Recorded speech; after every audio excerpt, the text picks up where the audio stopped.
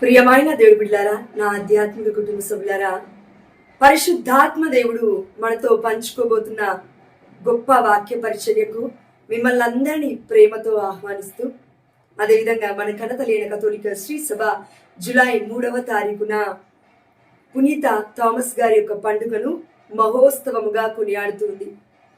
అయితే ఇంకొన్ని అంశాలు మనం నేర్చుకునే ముందు, మనందరికీ తెలుసు థామస్ గారి గురించి పరిశుద్ధమైన గ్రంథంలో కూడా ఎన్నో వాక్యాలు ఉన్నాయి. అవునా? ఎస్, బిబ్లికల్ గా కూడా ఆధారాలు ఉన్నాయి. అయితే ఇంకా చారిత్రక విషయాలు మాట్లాడుకుంటే, మొట్టమొదటి ఈ యొక్క ఇండియాలోకి వచ్చి దేవాతి దేవుడి యొక్క పరిచయను, క్రీస్తుని ప్రకటించిన గొప్ప వ్యక్తి ఎవరు అంటే పునీతుడు మన ఈ థామస్ గారు. థామస్ గారికి చదువు లేదండి. ఇతను ఒక మత్స్యకారుడు, అంటే చేపలు పట్టే వ్యక్తి. ఈ థామస్ గారికి ఉన్న 2 పేర్లు మనకి తెలుసా? 2 పేర్లున్నాయండి మన థామస్ గారికి. మొట్టమొదటిది మనకి తెలుసు, యోహాను సువార్త 11వ అధ్యాయం 16వ వచనంలో దిదీము అనే పేరు థామస్ గారికి ఉంది. అవునా? దిదీము అనగా కవలలు అని అర్థము. ఇంకో పేరేంటి అని ఆలోచిస్తున్నారా? అయితే ఎన్నో సంవత్సరాల ముందు నాకు ఈ ప్రశ్న ఉండేది. అవును, మనం సుస్వర బుక్లో దేవమాత ప్రార్థన అయిపోయిన తర్వాత కొన్ని బుక్స్లలో మనం చూస్తూ ఉంటాం. అదేంటంటే పునీత రాయప్ప, చిన్నప్ప, అదేవిధంగా యాగప్ప అనడు వారలారా అనే ప్రార్థన చేస్తూ ఉంటాం మనం. ఇక్కడ రాయప్ప అనగా పేతురు, అందరికీ తెలుసు. చిన్నప్ప అనగా పౌలు గారు. యాగప్ప అనగా ఎవరనుకుంటున్నారు? ఇదిగో మన ఈ థామస్ గారే. కాబట్టి థామా గారికి ఉన్న ఇంకో 2 పేర్లు ఏంటంటే దిదీము, అదేవిధంగా యాగప్ప. అయితే ఈ థామస్ గారి యొక్క పేరు చెప్పగానే మన ఘనత లేని కథోలిక శ్రీ సభ, అదేవిధంగా చారిత్రక ఆధారాలు ఏం చెప్తున్నాయంటే ఇంకొక పేరును కూడా ఇస్తున్నాయి మన ఈ థామస్ గారికి. డౌటింగ్ థామస్, అనుమానపు వ్యక్తి అని. అంటే అవిశ్వాసాన్ని చూపించాడు దేవుడి పట్ల అని మనం వాక్యం చూసాం. కాబట్టి పునీత థామస్ గారు ఒక గొప్ప అపోస్తలుడు. అవునా? ఎస్, మనందరికీ తెలుసండి. యేసుప్రభుల వారి స్వయంగా నైట్ అంతా ప్రార్థన చేసుకున్న తర్వాత, ఉదయకాల సమయంలో కొండ దిగి వచ్చిన తర్వాత శిష్యులందరినీ పిలిచి అందులో 12 మందిని ఎన్నుకొని వారికి అపోస్తలుడు అని పేరు పెట్టాడు. ఆ అపోస్తలలో ఈ తోమా గారు ఒకరు. అయితే ఈ తోమా గారు మొట్టమొదటిగా ఎక్కడికి వచ్చారు? మన ఈ దేశంలో అంటే కేరళకి వచ్చినారండి. అందుకే మన ఇండియన్ ఈ యొక్క భారతదేశ పట్టములో ఒక్కొక్కసారి థామస్ గారి ఫోటో కూడా ఉంటూ ఉంటుంది. మనము గూగుల్లో చూస్తే అది మనకు కనబడుతుంది. అంటే ఏంటంటే ఇండియన్ క్రిస్టియన్స్ అనే పేరు, ఈ యొక్క ఇండియాలో క్రైస్తవులు ఉన్నారు అనే పేరు ఎలా వచ్చిందంటే, మన ఈ పునీత థామస్ గారు ఇక్కడికి వచ్చి, ఇండియాకి వచ్చి, భారతదేశానికి వచ్చి, మనము అంటూ ఉంటాము భారతదేశము నా పుణ్యభూమి అని. అయితే అలాంటి గొప్ప పునీతుడు అడుగుపెట్టి తన యొక్క జీవితం ద్వారా క్రీస్తుని ప్రకటించి నిజంగానే పుణ్యభూమిగా మార్చేశాడు. ఆమేన్, హల్లెలూయా. ఆ దేవాతి దేవుడికి సమస్త ఘనత, మహిమ, ప్రభావములు చెల్లునుగాక. అయితే ఈ పునీత థామస్ గారు ఇక్కడికి వచ్చి ఆ దేవాతి దేవుని ప్రకటించడం ద్వారా ఈ యొక్క ఇండియన్ క్రిస్టియన్స్ అనే ఒక టైటిల్ వచ్చింది అని చెప్పొచ్చు మన యొక్క క్రైస్తవులకి ఇక్కడ. అదేవిధంగా మరి మన ఈ థామస్ గారికి ఉన్న ప్రత్యేకత ఏంటి అంటే, ఆ యొక్క ఇంపార్టెన్స్ ఏంటి అని చూస్తే అండి, అవిశ్వాసిని విశ్వాసిగా మారేలాగా ఆ దేవాతి దేవుడే తనని దర్శించాడు. ఎంత గొప్ప అదృష్టం కదండి. చూడండి, అప్పటి వరకు క్రైస్తవుని హింసిస్తున్న సౌలుని దేవుడు దర్శించగానే పౌలుగా మారిపోయాడు. కానీ పౌలుకి చాలా నాలెడ్జ్ ఉంది, చాలా చదువు ఉంది. కానీ మన ఈ థామస్ గారికి, అంటే ఈ యాగప్ప గారికి, అంటే మన ఈ దిదీము గారికి, ఈ యొక్క డౌటింగ్ నేచర్ ఉన్న మన థామస్ గారికి, అవిశ్వాసం కలిగి ఉన్న మన థామస్ గారికి చదవటం వ్రాయటం రాదు. ఇతను వృత్తి వచ్చేసి మృత్యకారుడు అండి, అంటే చేపలు పట్టే వ్యక్తి అనమాట. ఇప్పుడు పేతురు గారు ఎలా ఉన్నారండి, సేమ్ అలానే చేపలు పట్టే వ్యక్తిని దేవుడు పిలిచి ఎన్నుకున్నాడు, పేరు పెట్టి పిలుచుకున్నాడు, అనేకులకు ఆశీర్వకరంగా బిడ్డను దీవించినాడు. అందుకే ఈ రోజున ప్రపంచవ్యాప్తంగా మరి థామస్ గారు చనిపోయింది క్రీస్తు శకం 72వ సంవత్సరంలో అయినప్పటికీ మొదటి శతాబ్దంలో మరణించారు. ఇప్పటికీ ఇన్ని వందల వేల సంవత్సరాలు అవుతున్నప్పటికీ కూడా మనము పునీత థామస్ గారి యొక్క పేరును మర్చిపోలేదు. వారి యొక్క మధ్యవర్తిత్వ ప్రార్థన ద్వారా ఆ దేవాతి దేవుణ్ణి అడగడం మనం మర్చిపోలేదండి. కాబట్టి మనం అందరము గుర్తుపెట్టుకోవాలి, అదేంటంటే మన దివ్యమైన బలి పూజలో కూడా గురువులు విశ్వాస ప్రకటన చేస్తూ ఉన్నప్పుడు నడి పూజలో మనం అంటూ ఉంటాము, మేము అవిశ్వాసులుగా కాకుండా విశ్వాసమై ఉండే కృపను దయచేయండి అయ్యా అని ఒక ప్రార్థనలో. అంటే ఇక్కడ థామస్ గారిని ఆ దేవాతి దేవుడు నిండు దివ్య బలి పూజలో మనకి గుర్తు చేస్తున్నాడు అనే విషయాన్ని మనం మర్చిపోదు. అయితే ఇప్పటి వరకు కొన్ని చారిత్రక విషయాలు మనం తెలుసుకున్నాము. అయితే థామస్ గారి ద్వారా వాక్య పరిచయ ద్వారా మరి మనము తెలుసుకోవాల్సిన ఇంకొన్ని అంశాలు ఏంటంటే, యోహాను సువార్త 11వ అధ్యాయము 16వ వచనం ఒకసారి చూడండి. చాలా మందిని యోహాను గారిని మనం ఏమంటూ ఉన్నాం అంటే డౌటింగ్ నేచర్ కలిగిన వ్యక్తి అని అనుమానం ఉంది, అవిశ్వాసం ఉంది. కాబట్టి మొట్టమొదటిగా పునరుత్థానుడైన క్రీస్తు శిష్యులందరికీ కనబడ్డప్పుడు ఆ శిష్యులలో థామస్ గారు లేరు. అందుకే యేసుప్రభు వారు మరొక్కసారి రెండవ మారు దర్శించినప్పుడు, రెండవ మారు కనిపించినప్పుడు తోమా గారితోనే స్పెషల్గా మాట్లాడుతున్నారు, ప్రత్యేకించి మాట్లాడుతున్నాడు. ఎందుకంటే ఆ బిడ్డ భవిష్యత్తులో ఎంత గొప్ప పరిచయం చేయబోతున్నాడో ఆ దేవాతి దేవుడికి మాత్రమే తెలుసు. కాబట్టి నిన్న నేడు రేపు ఒకే రీతిగా ఉండు దేవుడికి. పాస్ట్ తెలుసు, ప్రజెంట్ తెలుసు, ఫ్యూచర్ తెలుసు కదండి. వర్తమానం తెలుసు, భవిష్యత్తు తెలుసు, భూతకాలం కూడా తెలుసు. కాబట్టి ఆ దేవాది దేవుడికి సమస్త ఘనత మహిమ ప్రభావమును మనం చెల్లించాలండి. ఇంత గొప్ప వ్యక్తిని ఆ దేవాది దేవుడు ఎన్నుకొని ఈ యొక్క ఇండియాకి పంపించి, భారతదేశానికి పంపించి, మనం అందరం కూడా అన్యులాగా జీవించకుండా క్రైస్తవులాగా జీవించడానికి ఆ దేవాది దేవుడు ఒక గొప్ప అమూల్యమైన బిడ్డగా మనకి తన బిడ్డని ఇచ్చేశాడు. ఆ బిడ్డ పేరు ఏంటంటే థామస్ గారు. ఇంత గొప్ప వ్యక్తి గురించి తెలుసుకోవడం కూడా మనకు ధన్యులమే. కాబట్టి యోహాను సువార్త 11వ అధ్యాయము 16వ వచనం చూస్తే అండి, అక్కడ లాజరు గారు మరణించినప్పుడు మనందరికి తెలిసి ఈ సందర్భం యేసుప్రభువు వారు మరలా ఇంకా 2 రోజులు ఆగిన తర్వాత ఈ యొక్క మరణము దేవుడి మహిమార్థమై వచ్చింది అని అంటూ ఉన్నాడు. ఆ సందర్భంలో శిష్యులందరూ వింటూ ఉన్నారు. అవునా, విశ్రాంతి తీసుకుంటున్నాడా అని అనుకుంటున్నారు వాళ్ళు. యేసుప్రభువు వారు చెప్పిన మాటలు వాళ్ళకి అర్థం కాలేదు. కానీ చూడండి, యోహాను సువార్త 11వ అధ్యాయము 15వ వచనంలో వాక్యం ఇలా సెలవిస్తుంది, మీరు విశ్వసించుటకు మీ నిమిత్తమై నేను అచట లేనందున సంతసించుచున్నాను, రండు ఇప్పుడు మనము అతని యొద్దకు వెళుదుము అని పలికెను. యేసుప్రభువు వారు మనము అతని దగ్గరికి వెళ్దాం రండి, లాజరు దగ్గరికి వెళ్దాం రండి అని చెప్తూ ఉన్నాడు. ఎక్కడికి? తిరిగి యూదయాకి వెళ్ళడానికి. అంటే అక్కడికి వెళితే యూదులు రాళ్లతో కొట్టి చంపేస్తారనే విషయం తెలుసు. ఆల్రెడీ ఇంతకు ముందుకు ప్రయత్నం చేశారు యేసుప్రభువు వారి మీద. కాబట్టి ఇప్పుడు శిష్యులందరూ యేసుప్రభువు వారితో వెళ్ళడానికి భయపడుతున్నారు. ఈ సమయంలో తోమా గారి విశ్వాసం చూడండి. యోహాను సువార్త 11వ అధ్యాయం 16వ వచనము, అప్పుడు దిదీము అనబడి తోమా, మనము కూడా వెళ్ళి ఆయనతో పాటు చనిపోదము అని తన తోడి శిష్యులతో అనెను. చూడండి, అక్కడున్న శిష్యులకి ఒక గొప్ప విశ్వాసిగా, ఒక గొప్ప ఇనిషియేటర్గా మనకి తోమా గారు కనబడుతున్నారండి. మనం అంటూ ఉంటాము తోమా అవిశ్వాసి అవిశ్వాసని. కాదండి, పరిశుద్ధాత్మ దేవుడు ప్రవచన రూపకములో ఇలా మాట్లాడుతున్నాడు. ఇదిగో దిదీము అనబడి తోమా, మనము కూడా వెళ్ళి ఆయనతో పాటు చనిపోవుదము. యేసుప్రభువు వారిని ఒకవేళ రాళ్లతో కొట్టి చంపేస్తారేమో, అయినప్పటికీ సరే మనము కూడా వెళ్దాము, అయితే మనము కూడా చనిపోదాము అని ఒక మాట మరి తెలిసి అన్నాడో తెలియక అన్నాడో మనకైతే తెలీదు, పరిశుద్ధాత్మ దేవుడికి తెలిసింది. అంటే ప్రవచన పూర్వకంగా చెప్పాడు అని అర్థమవుతుందండి. ఎందుకంటే అండి, మన కనతలిన కథోలిక శ్రీ సభ చారిత్రక ఆధారాలను మనం చూస్తే ఏ వర్గాలలో మనకి ఆ ఆధారాలు దొరకవండి. కథోలిక శ్రీ సభే ప్రకటించాలి ఈ ఆధారాల గురించి. ఎలా చంపారో తెలుసా అండి? మీరు కరెక్ట్గా ఆలోచించండి. మనము గత 2-3 వారాల నుండి యేసుప్రభువు వారి యొక్క దివ్యమైన శరీర రక్తాల గురించి ధ్యానిస్తూ ఉన్నాము. జూన్ నెలలో జూన్ 15వ తారీఖున, జూన్ 22వ తారీఖున యేసునాథుని తిరుహృదయ పండుగ అని, మన జూన్ నెల మొత్తము కూడా యేసునాథుని తిరుహృదయానికి సమర్పింపబడిన నెల అని ధ్యానించున్నాం. ఇప్పుడు ఈ జూలై నెలలో మొదలు కాగానే అండి, జూలై 3వ తారీఖున థామస్ గారి యొక్క పండుగను ఎందుకు కొనియాడుతున్నాము? ప్రత్యేకత ఏంటి అంటే, యేసుప్రభువు వారి యొక్క రక్తానికి సమర్పింపబడిన మాసము ఈ యొక్క జూలై నెల. ఈ నెలలోనే 3వ తారీఖున పితాపుత్ర పరిశుద్ధాత్మ నామమున దేవుడు మాట్లాడుతున్నాడు.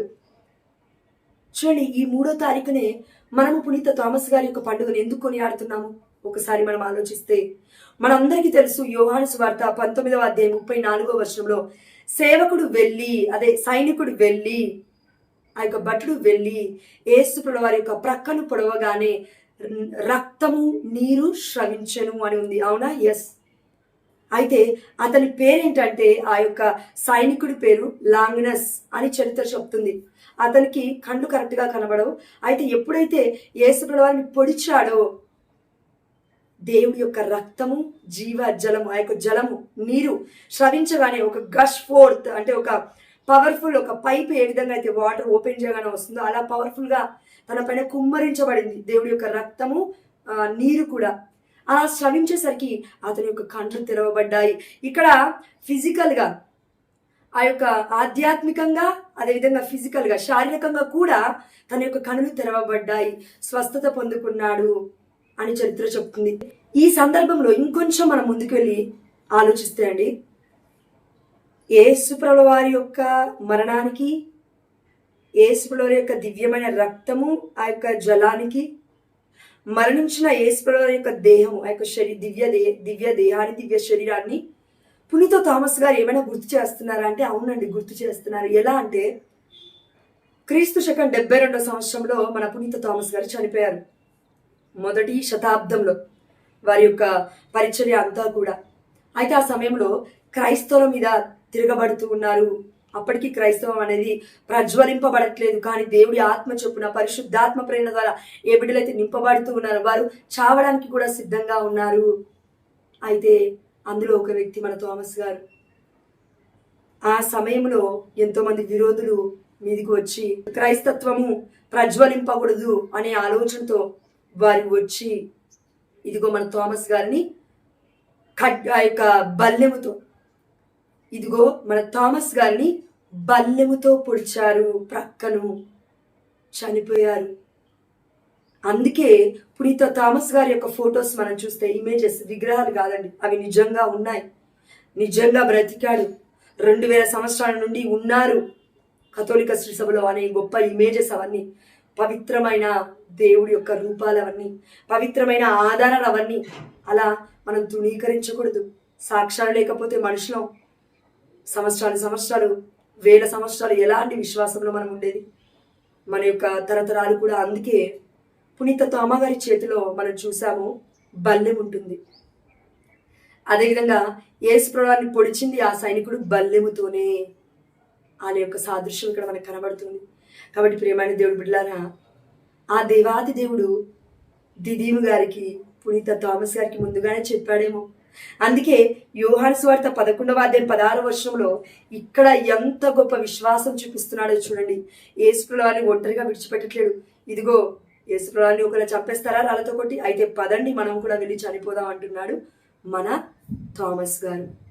కాబట్టి ఈ థోమా గారు, కాబట్టి అండి మనం అందరం కూడా ఇంత గొప్ప విశ్వాసి. ఎందుకు యోహాను సువార్త 11వ అధ్యాయం 16వ వచనంలో ఇంత గొప్ప విశ్వాసి, యోహాను సువార్త 20వ అధ్యాయము 24వ వచనం చూస్తే అవిశ్వాసిగా మాట్లాడుతున్నాడు. ముందే విశ్వాసాన్ని కనబరిచాడు యేసుప్రభుల వారి పట్ల. కానీ ఎందుకు ఇక్కడ అవిశ్వాసాన్ని చూపిస్తున్నాడంటే, ఈ విశ్వాసాన్ని ఇవ్వడానికి, ఈ విశ్వానికి అంటే ఈ ప్రపంచానికి విశ్వాసాన్ని ప్రకటించడానికి తన యొక్క ఆలోచన ద్వారా కూడా. ఎందుకంటే చూడండి, మన కళ్ళ ముందు బ్రతికిన ఒక వ్యక్తి సడన్గా చనిపోయి 2వ రోజు 3వ రోజు తిరిగి వచ్చాడనుకోండి, వామ్మో దెయ్యమే వచ్చిందని మనం పరిగెడతాం అక్కడి నుంచి. రియలిస్టిక్గా ఆలోచించాడు ఒకసారి. అలాంటిది థోమా గారు లేనప్పుడు, యేసుప్రభుల వారిని పునరుత్థానమైనప్పుడు దర్శించినప్పుడు శిష్యులకు కొంతమంది కనబడ్డాడు. కాబట్టి అలా కాదు, నేను ఆయన యొక్క చీరల్లో చేతులు పెడితేనే నమ్ముతాను, ఆయన ప్రక్కను తాకితేనే నేను విశ్వసిస్తాను అని చెప్తూ ఉన్నాడు. ఆ సమయంలో యోహాను సువార్త 20వ అధ్యాయము 27వ వచనం చూడండి. అప్పుడు యేసు తోమాతో, నీ వ్రేలు ఇక్కడ ఉంచుము, నా చేతులు చూడుము, నీ చేయి చాచి నా ప్రక్కలో ఉంచుము, అవిశ్వాసివి కాక విశ్వాసివై ఉండుము అని చెప్పెను. అంతకంటే ముందు వర్షాన్ని మనం చూసాము. తోమా గారు ఏమంటూ ఉన్నారంటే, ఇదిగో నా వ్రేలు యేసుప్రభుల వారి యొక్క చేతులలో ఉంచకుండా నా చేయి చాచి తన ప్రక్కలో ఉంచకుండా నేను విశ్వసించను అని అన్నాడు. అప్పటికి యేసుప్రభువారు రాలేదు శిష్యులతో అన్నప్పుడు. కానీ దేవుడికి సర్వం తెలుసు కదా, సమస్తము తెలుసు కదా. వ్యక్తులకి మనుషులకు తెలియకపోవచ్చు, కానీ ఈ సమస్తాన్ని సృష్టించిన సర్వాధికారుడైన సర్వశక్తిమంతుడైన ఆల్ఫా ఒమేగా ఆది అంతమైన మొదటివాడి కడపటి అయిన వాడైన మన తండ్రికి అన్నీ తెలుసు. సమస్తము కనపరచబడుతూ ఉన్నాయి. మనం ఏం పలుకుతున్నామో తెలుసు, ఏం మాట్లాడబోతున్నామో తెలుసు, మన యొక్క ప్రజెంట్ పాస్ట్ ఫ్యూచర్ అన్నీ తెలుసు. కాబట్టి అక్కడ యేసుప్రభువారు లేరు, అయినప్పటికీ అంటున్నాడు, ఇదిగో తోమ. పక్కనే ఉన్న వ్యక్తి ఏ విధంగా మాట్లాడతాడో విని అలా మాట్లాడుతున్నారు యేసుప్రభువారు. ఇదిగో తోమ, నీ వ్రేలు ఇక్కడ ఉంచుము, నా చేతులు చూడుము, నీ చేయి చాచి నా ప్రక్కలో ఉంచుము, అవిశ్వాసివి కాక విశ్వాసివై ఉండుము అని చెప్పాను. ఆమేన్, హల్లెలూయా. కాబట్టి ఇది కేవలం ఆనాడు తోమా గారికే కాదండి. ఈనాడు ఎంతో మంది బిడ్డలు యేసుప్రభువారు నా కోసం నీ కోసం మరణించాలని తెలుసు, మన పాపాల కోసం తన యొక్క రక్తాన్ని ప్రోక్షించాడని తెలుసు. అయినప్పటికీ తన పంచగారు ఇప్పటికీ మన కళ్ళ ముందు కనబడుతున్నప్పటికీ యేసుప్రభువారు ఎన్నో స్టాచ్యూస్ ద్వారా, ఎన్నో ప్రతిరూపాల ద్వారా, స్వరూపాల ద్వారా కన్నీరు కారుస్తున్నప్పటికీ, రక్తాన్ని కారుస్తున్నప్పటికీ, మరియ తల్లి మధ్యవర్తిత్వ ప్రార్థన ద్వారా ఎన్నో గొప్ప గొప్ప ప్లేసెస్ లో అమ్మ మరియ తల్లి రక్త కన్నీటిని కారుస్తున్నప్పటికీ కూడా కొట్టివేస్తూ తిరుగుతున్న ప్రజలు ఎంతో మంది ఈ రోజులలో. అందుకే ఆ దేవాది దేవుడు ఏమంటున్నాడంటే, పునీత థామస్ గారి మధ్యవర్తిత్వం ద్వారా ఇదిగో మీరును అవిశ్వాసిగా ఉండకుండా విశ్వాసివై ఉండు అని. ఎందుకంటే అండి, ఈ రోజులో మనం అందరము యేసుప్రభువారు ఉన్న సమయంలో మనం లేము. క్రీస్తు మొదటి శతాబ్దంలో మనం లేము. ఆనాడు తోమా గారు ఉన్నారు. కాబట్టి వచ్చి నేను వెళ్ళి పట్టుకుంటేనే నేను విశ్వసిస్తాను, ఆ గాయాలు చూస్తేనే నేను నమ్ముతాను అన్నాడు. ఎందుకంటే యేసుప్రభువారు పక్కనే ఉన్నారు అప్పటి వరకు వారికి. ఇప్పుడు మన పక్కనే లేరండి యేసుప్రభువారు. అంటే ఇది మొదటి శతాబ్దం కాదు కదా, 2000 సంవత్సరాలు దాటిపోయింది. కాబట్టి ఇప్పుడు మనం ఎలా విశ్వసిస్తున్నాం అంటే మనలోనే ఉన్నాడు యేసుప్రభువారు. అందుకే దివ్యమైన రక్తం యొక్క సమర్పించబడిన మాంసంలో మనం అందరం ఉన్నాము. కాబట్టి ఈ దివ్య రక్తము కూడా మనం ఎందుకు గుర్తుపెట్టుకోవాలంటే అండి, పరిశుద్ధుల రక్తము ప్రతి పాపికి ప్రక్షాళన. ఈ ప్రపంచానికి యేసుప్రభువారి యొక్క రక్త ప్రోక్షణ ద్వారా రక్షణ వచ్చింది. అయితే మరి పునీతుల రక్త ప్రోక్షణ ద్వారా ఏం జరుగుతుందంటే, కన్నతల్లి అయిన కథోలిక శ్రీ సభ నూతనీకరింపబడుతుంది. ప్రియమైన దేవుడు బిడ్డలారా, బలంగా ముందుకు వెళ్తుంది. ప్రియమైన దేవుడు బిడ్డలారా, నరక శక్తులు దీన్ని జయింపజాలకుండా అనేక మంది పునీతుల రక్తాల ద్వారా మన దేవాది దేవుడు మనల్ని కాపాడుతున్నాడు. మన గొప్పతనం కాదు, వారి ప్రార్థనలు మొరపెడుతున్నాయి దేవుణ్ణి. ఇదిగో హేబేలు రక్తం మొరపెడితే కయీనుని దేవుడు శపించాడు, శిక్షించాడు. కానీ యేసుప్రభువారు మొరపెడితే మన దేవుడు శిక్షించట్లేడు, ఇదిగో క్షమించి మన దీవిస్తున్నాడు. అదే విధంగా ఇప్పటికీ కూడా కన్నతల్లి కథోలిక శ్రీసభ ఎందుకు ఇంత ముందుకు వెళ్తుంది, ఎందుకు రెన్యూ అవుతుంది, ఎందుకు నూతనీకరించబడుతుంది అంటే, ఇదిగో 10,000 మంది కంటే ఎక్కువగా పునీతులు చనిపోయారు. వారి రక్తము దేవుణ్ణి మొరపెడుతుంది, అయాని బిడ్డల్ని కాపాడండి అని. అందుకే పునీత థామస్ గారి గురించి మనం తెలుసుకోవాల్సిన ముఖ్యమైన అంశం ఏంటంటే అండి, అవిశ్వాసివి కాక విశ్వాసివై ఉండుము అనగానే తను చెప్పిన గొప్ప మాట చూడండి. అప్పుడు తోమా నా ప్రభు నా దేవా అని పలికెను. 28వ వచనం. అందుకే పునీత థామస్ గారి యొక్క ఒక చేతిలోనేమో బల్లెం ఉంటుంది, ఇంకో చేతిలో ఒక బుక్ లాగా ఉండి, అంటే బైబిల్ అండి, బుక్ అంటే ఇన్ ద సెన్స్ బైబిల్, తోరా లాగా ఉండి, అక్కడ తోరా అంటే పంచగ్రంథాలు, ధర్మశాస్త్ర గ్రంథం అప్పట్లో. కాబట్టి అక్కడ ఏముంటుందంటే మై లార్డ్ మై గాడ్ అని ఉంటుంది ఇంగ్లీష్లో. అంటే ఏంటి తెలుగులో? నా ప్రభు నా దేవా. యేసుప్రభువారు ఎవరంట? ప్రభు. He is the lord of the lords, he is the king of the kings. యేసుప్రభువారిని ప్రభు, దేవుడా అని సంబోధిస్తూ ఉన్నాడు. ప్రభులకి ప్రభు మన మెస్సయ్య. కాబట్టి ఈ దేవాది దేవుడి గురించి ప్రకటిస్తూ ఉన్నాడు. అలా పట్టుకొని నా దేవా నా ప్రభు, నా దేవుడు నా ప్రభు నా దగ్గరికి వచ్చాడా, నాకు ఇంత ధన్యత్వమా, ఆ దేవాది దేవుని చూసానా, ఈ కనులతో పాపిష్టి ఆలోచనతో ఉన్న నేను నా ప్రభుని నేను చూసాను, విశ్వాసాన్ని మనకి ప్రకటిస్తూ ఉన్నాడు. అందుకే యేసుప్రభువారు మళ్ళీ ఏమంటున్నారో చూడండి, నీవు విశ్వసించినది నన్ను చూచుట వలన కదా. ఇక్కడ ఆ సమయంలో ఆ సందర్భం తీసుకుంటే అవును, అక్కడ ఉన్న వాళ్ళందరూ యేసుప్రభువుని చూశారు కాబట్టి మరలా చూస్తే విశ్వసిస్తారు తప్పక. కానీ ఈ రోజుల్లో మనమందరం విశ్వసించాలి అంటే దేవుడు చెప్తున్నాడు చూడండి, నీవు విశ్వసించినది నన్ను చూచుట వలన కదా, కానీ చూడక నన్ను విశ్వసించు వారే ధన్యులు అని యేసు పలికెను. అంటే మనకున్న ధన్యత్వాన్ని దేవుడు గుర్తు చేస్తున్నాడు. మనము ధన్యులమని దేవుడు నొక్కి వక్కారించి చెప్తూ ఉన్నాడండి. నిశ్చయముగా డిక్లేర్ చేస్తున్నాడు. మనమందరము కూడా ధన్యులమే.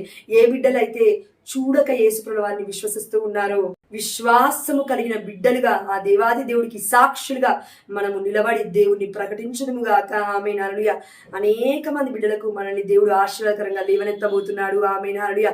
విశ్వసించు, నమ్ముట నీ వలనైతే నమ్మువానికి సమస్తము సాధ్యమే. ఆమేన్ హల్లెలూయా. ఎందుకంటే అండి, హెబ్రీయులకు రాసిన లేఖ 11వ అధ్యాయము 6వ వచనం ఇలా సెలవిస్తూ ఉంది, విశ్వాస రహితులకు ఏ మానవుడు కూడా దేవుణ్ణి సంతోషపెట్టలేడు.